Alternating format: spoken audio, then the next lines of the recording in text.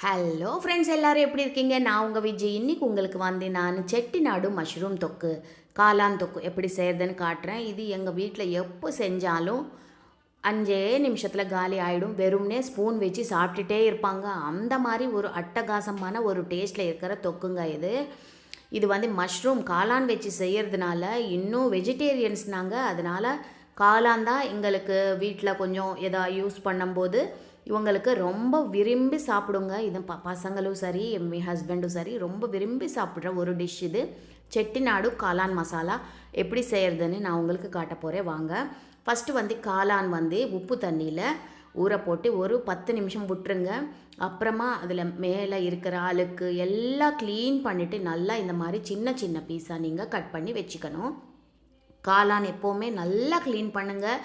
அது வந்து ஒரு இதில் வளர்கிறதுனால நம்ம வந்து உப்பு தண்ணியில் ஊற போட்டு க்ளீன் பண்ணால் தான் அது க்ளீன் ஆகும். அப்புறமா ஒரு பெரிய வெங்காயம் எடுத்துகிட்டு இதுவும் சின்ன சின்ன பீஸாக கட் பண்ணி வச்சுக்கோங்க. தக்காளியும் ரொம்ப பெரிய தக்காளி நான் எடுத்திருக்கேன், அதனால் 1 தான் எடுத்திருக்கேன். சின்ன தக்காளியாக இருந்தால் 2 எடுத்துக்கோங்க. வெங்காயமும் சின்ன வெங்காயமாக இருந்தால் 2 வெங்காயம் எடுத்துக்கோங்க. இந்த மாதிரி சின்ன சின்ன பீஸாக கட் பண்ணி எல்லாமே ரெடி பண்ணி வச்சுக்கோங்க. இப்போ கடாய் சூடு பண்ணிக்கோங்க. செட்டிநாடு மசாலா செய்கிறதுக்கான பொருள் என்னென்ன தேவைன்னு நான் இப்போ காட்டுறேன். 1 ஸ்பூன் சோம்பு எடுத்துக்கோங்க, 1 ஸ்பூன் தனியா எடுத்துக்கோங்க, 1 ஸ்பூன் மிளகு எடுத்துக்கோங்க, 1 ஸ்பூன் ஜீரகம் எடுத்துக்கோங்க, ஒரு அரை ஸ்பூன் வெந்தயம். இது எல்லாமே போட்டு நம்ம ட்ரை ரோஸ்ட் பண்ணணும். கடாயில் எண்ணெய் ஊற்ற வேணாம். நம்ம வந்து ட்ரை ரோஸ்ட் பண்ணிக்கிட்டு இந்த ஜீரகம் வந்து அரை ஸ்பூன் போட்டால் போதும்.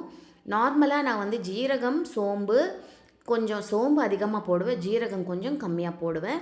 நீங்கள் வந்து அளவுக்கு ஏற்ற மாதிரி போட்டுக்கோங்க. ஒரு அரை ஸ்பூன் வெந்தயம். இதில் நீங்கள் வேணுன்னா காஞ்ச மிளகா கூட போட்டுக்கலாம், இல்லைன்னா செப்பரேட்டாக மிளகா தூள் நம்ம பண்ணிக்கலாம். இப்போ இந்த இது வந்து கமகமன்னு ஒரு வாசம் வரும். நல்லா ஃப்ரை பண்ணணும், ட்ரை ரோஸ்ட்டே பண்ணணும். பண்ணதுக்கப்புறம் இது வந்து ஒரு மிக்ஸி ஜாரில் எடுத்துகிட்டு ஆறுனதுக்கப்புறம் நல்லா பொடி பண்ணி வச்சுக்கோங்க. இந்த செட்டிநாடு மசாலா நீங்கள் வந்து ஃப்ரை பண்ணி ஒரு வாட்டி செஞ்சு வச்சுக்கிட்டிங்கன்னா 1 மாதம் வரைக்கும் இருக்கும், நல்லாயிருக்கும். ட்ரை ரோஸ்ட் தானே பண்ண போகிறோம் நம்ம, அப்பப்போ நம்ம யூஸ் பண்ணுறதுக்கு நல்லாயிருக்கும். இப்போது அதே கடாயில் ஒரு 2-3 ஸ்பூன் எண்ணெய் விட்டுட்டு இதில் இஞ்சி பூண்டு விழுது, அப்புறம் தக்காளி, அப்புறம் வெங்காயம், அப்புறம் நம்ம க்ளீன் பண்ணி கட் பண்ணி வச்சுருக்கிற காளான் எல்லாமே போட்டுக்கோங்க. போட்டதுக்கப்புறம் நல்லா மிக்ஸ் பண்ணுங்கள் ஒரு வாட்டி. இந்த எண்ணெயில் ஒரு 2-3 நிமிஷம் வதக்கிக்கோங்க.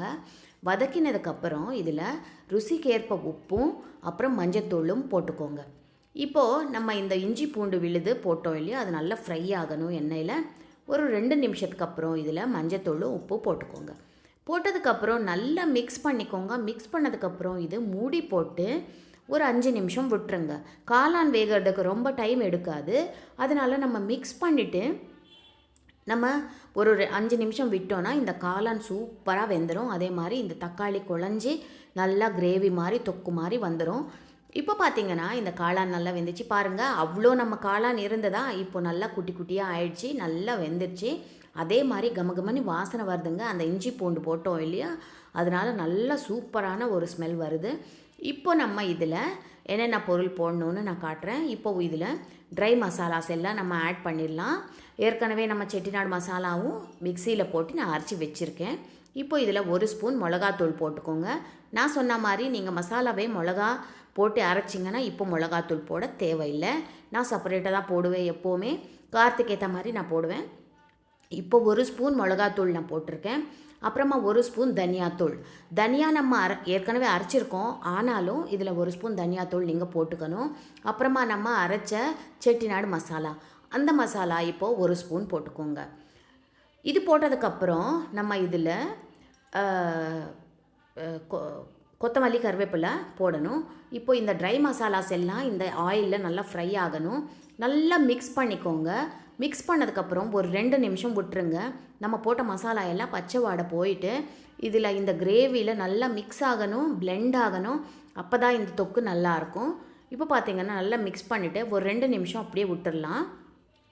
அதுக்கப்புறம் இது இன்னொரு வாட்டி நல்லா மிக்ஸ் பண்ணிக்கோங்க. மிக்ஸ் பண்ணதுக்கப்புறம் இது மேலே மெலிசாக கட் பண்ண கொத்தமல்லி கருவேப்பிலை லாஸ்ட்டில் சேருங்க. எப்போவுமே கருவேப்பிலை லாஸ்ட்டில் சேர்த்திங்கன்னா சூப்பராக இருக்கும். இப்போ நல்லா ஃப்ரெஷ்ஷான கருவேப்பிலை அப்புறமா கொத்தமல்லி நல்லா போட்டுட்டு இது இன்னொரு வாட்டி மிக்ஸ் பண்ணிட்டிங்கன்னா அருமையான காளான் மசாலா ரெடி. இது சாம்பார் சாதம் அந்த மாதிரி தொட்டி சாப்பிட்றதுக்கும் சூப்பராக இருக்கும். அதே மாதிரி இது நம்ம சப்பாத்தி ரொட்டி அந்த மாதிரி ஐட்டம்ஸ்க்கும் ரொம்ப நல்லாயிருக்கும். கண்டிப்பாக ஒரு வாட்டி ட்ரை பண்ணி பாருங்கள். உங்கள் எல்லாருக்கும் ரொம்ப ரொம்ப பிடிக்கும். அடுத்த வீடியோவில் உங்களை சந்திக்கிறேன். இப்போ தான் என் சேனல் ஃபஸ்ட் டைம் பார்க்குறீங்கன்னா கண்டிப்பாக என் சேனலுக்கு சப்ஸ்கிரைப் பண்ண மட்டும் மறக்காதீங்க. அடுத்த வீடியோவில் சந்திக்கிறேன். அது வரைக்கும் உங்கள் விஜி.